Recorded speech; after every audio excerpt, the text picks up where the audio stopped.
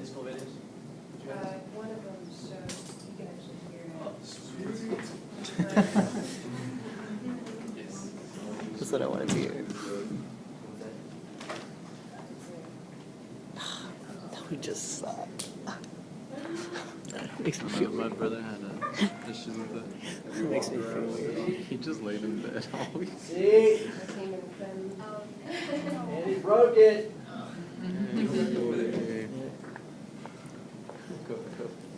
It makes my kids feel.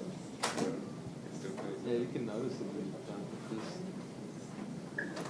When you're trying to walk It's all open. How does it recap? Because it doesn't now at the bottom. because it doesn't stretch the. But it's not.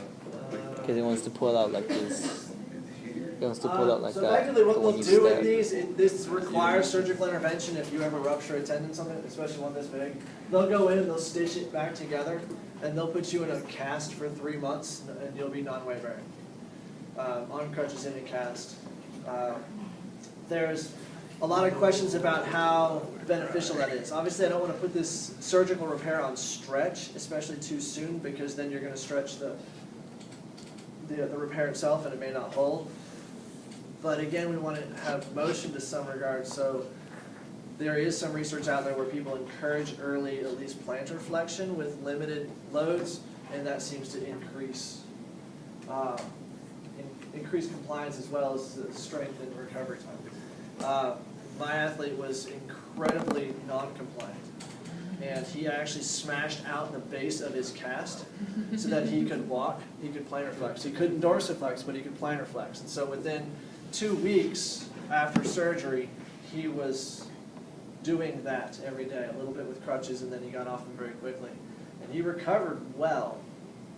And I really think it probably goes into that whole, he had increased early motion, and that just encouraged healing faster without putting too much stress on it. So, however.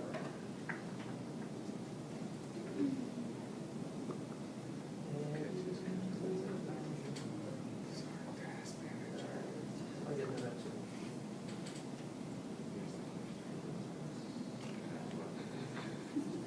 too. Yeah, can you? All right, so you want a crazy story just for the fun of it, just we can burn time? So, I covered a men's semi-pro football team. Now, I love working with these guys because they just want to play. They just happen to want to play one of the stupidest sports ever.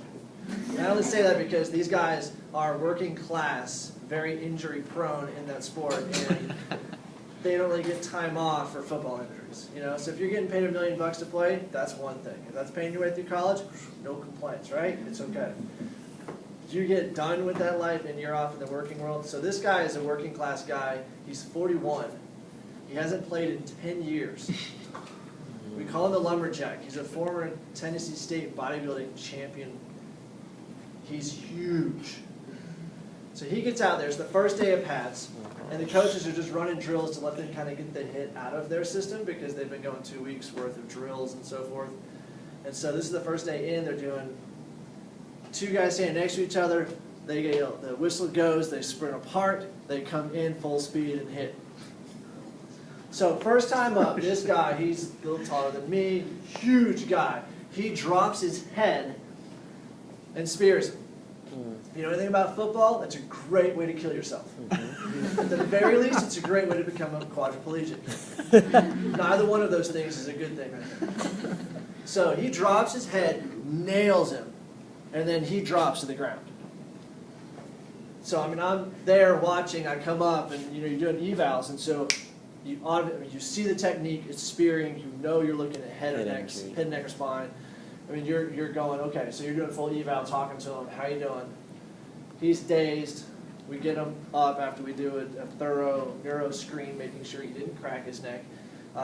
We get him up, hold him out. We talk to him. You cannot do that. Bad technique. You're going to hurt yourself, blah, blah, blah. I don't care how big you are. All right, so fine. He's okay. No headaches, no concussion. We put him back in. Very next time, he does it again. Goes in, drops his head, spears the eye, except this time he hits the ground. So you get up there and you're like, you just saw it.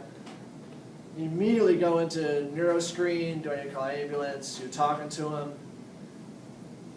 palpate the neck, he doesn't complain of any pain, everything seems okay as far as that goes, and then you start trying to do your myotomes and dermatomes, assessing distally coming up to make sure. Start with the feet, he can move it, start with his hands, he can move it. All right, so you've pretty much cleared it, but he's still dazed. I'm like, all right, we're gonna take you out. We can't, that's two pretty significant drops in a day. And so as he's getting up, he's like, but it's the damnedest thing, I can't feel my right leg. I'm like, okay, so that puts you right back into dermatomes and myotomes and getting stressed about spinal injuries. Okay, let's pull you over and let's have you sit. So he sits, and I start doing myotomes and dermatomes again, trying to assess for a sensation. Can you feel this? You can feel his calves, and again, this dude's huge.